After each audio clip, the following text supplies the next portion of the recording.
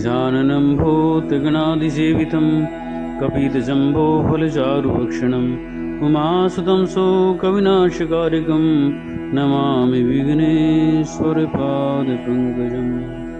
सर्वमङ्गलमङ्गल्ये शिवे सर्वार्थसाधिके शरणे त्र्यम्बके गौरी नारायणी नमोस्तुते। जय जय जय श्री राधारमण, जय जय नवल किशोर, जय जय जय चित चोर प्रभु, जय जय माखन चोर। बोलो विष्णु भगवान की जय। कार्तिक महात्म्य 13वां अध्याय। राजा पृथु ने हाथ जोड़कर देवर्षि नारद जी से कहा कि हे महाराज, अब भगवान की पूजा का माध्यम सुनाने की कृपा कीजिए। तब नारद जी बोले कि हे राजा पृथु, जो मनोविनोद हंसी से भी भजन करता है उसको परम पद प्राप्त होता है। जो श्रद्धा युक्त होकर भजन करता है उसके माध्यम का वर्णन नहीं किया जा सकता। उनके संबंध में मैं एक अति प्राचीन इतिहास सुनाता हूँ, ध्यानपूर्वक सुनो।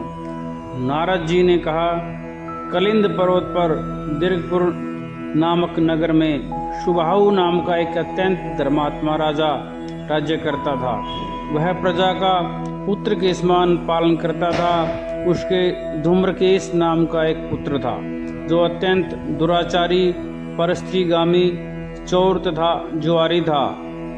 पुत्र के दुराचरणों को देखकर राजा सुबाहु ने उसे अनेक बार ताड़नाएं दी, परंतु वह किसी प्रकार नहीं माना।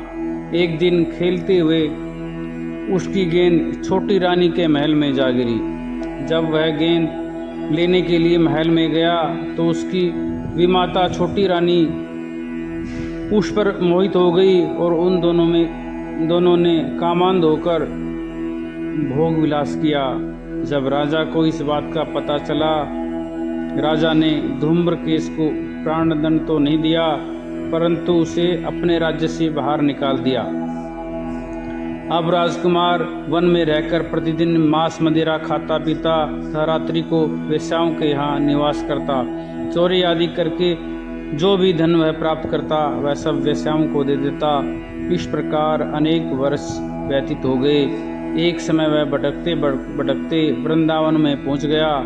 वृंदावन में धूम्रकेश ने सत्यव्रत नामक एक परम विष्णु भक्त को देखा जो अपना घर बार छोड़कर कार्तिक मास में वृंदावन में रहकर भगवान का पूजन करता तथा केवल कंदमूल और फल खाता था। वह भक्त प्रतिदिन भगवान से प्रार्थना करता कि हे भगवान, इस दुख रूपी संसार में डूब रहे मुझ दीन की आप रक्षा करें। मेरा दारानी सहित आपको बारंबार नमस्कार करता हूँ। प्रेम मग्न होकर वह कभी कभी रोने, कभी गाने और कभी नाचने लगता था। धूम्रकेश ने उस भक्त की जब ये क्रियाएं देखी तो रात्रि को वेश्या के घर पर आकर मिट्टी की एक मूर्ति बनाकर वैसे ही सब कृत्य किए और अंत में स्तुति आदि करके वेश्याओं के घर में ही सो गया। देवयोग से राजा के दूत भी उसी समय वहां पर आ गए और उसके हाथ से धूम्रकेश मारा गया। यमदूत उसको महापापी समझकर मारते हुए पकड़कर यमराज के पास ले गए। धूम्रकेश को देखते ही यमराज अपने सिंहासन से खड़े हो गए और पाद्य अर्घ आदि देकर उसका सत्कार किया। फिर अपने दूतों को फटकारते हुए कहा, तुमको धिक्कार है। जब हमने यह आज्ञा दी हुई है कि विष्णु भक्तों को यहाँ पर मत लाओ, फिर धूम्रकेश को यहाँ पर क्यों लाए? उसने कार्तिक मास का व्रत वृंदावन धाम में चाहे हास्य ही में किया हो, फिर भी वह वैकुंठ में जाने का अधिकारी है। वैकुंठ में भोजन के पूर्व यमराज ने धूम्रकेतु को अपने निकट बैठाकर कहा, भगवान की भक्ति 9 प्रकार की है। इसकी कथा सुनने से राजा इस प्रकार है। इसकी कथा सुनने से राजा परीक्षित,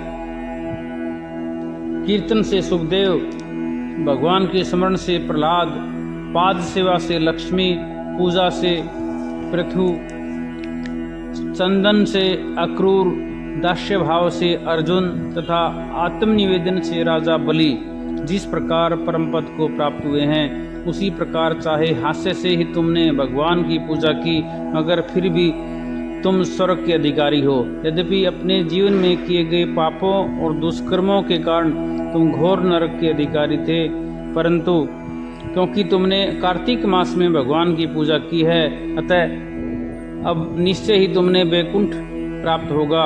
कार्तिक मास में की गई भगवान की पूजा निरर्थक नहीं जाती। जहाँ पर भगवान शालिग्राम है, वहीं पर गंडकी नदी तथा अन्य तीर्थ हैं। धूम्रकेश को शास्त्रों का कुछ भी ज्ञान नहीं था, अतः उसने हाथ जोड़कर यमराज से पूछा कि हे स्वामी, भगवान सब नदियों को छोड़कर गंडकी को कैसे प्राप्त हुए, कृपा करके मुझे बतलाइए। यमराज ने कहा कि किसी समय वेदशिरा नामक ऋषि सब लोगों के हित की कामना से गंगा जी के तट पर तपस्या कर रहे थे। उसके इस घोर तप से भयभीत होकर इंद्र ने ऋषि की तपस्या भंग करने के लिए मंजू घोष नाम की अप्सरा को भेजा। मंजू घोष उस रमणीक स्थान में क्रीड़ा करती हुई अपने रूप और यौवन का प्रदर्शन करके हाव भाव दिखाने लगी। फिर उसी स्थिति में उसने मुनि के चरणों का स्पर्श किया तो उसके रोमांच खड़े हो गए। तत्पश्चात मुनि को अपने वशीभूत जान मंजुघोष ने अपनी दोनों भुजाएं उसके गले में डाल दी। तब क्रोधित होकर मुनि ने श्राप दिया कि तुम मुझे इस संसार सागर में डालने को उद्यत हुई हो, इसलिए नदी बन जाओ। मुनि का श्राप सुनकर मंजू घोषा रोने और बिलखने लगी। उसने प्रार्थना करते हुए मुनि से कहा कि हे मुने, मैं श्राप की योग्य नहीं हूँ, मुझे आप क्षमा करें। उसकी प्रार्थना से द्रवित होकर मुनि ने कहा कि जिस समय भगवान विष्णु वृंदा के श्रापवश शिलारूप होकर तुम में गंडकी में स्थित होंगे, तब तुम भगवान को धारण करने वाली होगी। इस प्रकार मेरे द्वारा दिया गया यह श्राप तुम्हारे लिए वरदान से भी अधिक श्रेष्ठ सिद्ध होगा। अंत में यमराज ने कहा कि हे राजकुमार, अब तुम विष्णु लोक को जाओ। तब धूम्र के सुंदर विमान में बैठकर वैकुंठ लोक को चला गया और उसे वहां हरिचरणों में स्थान मिल गया।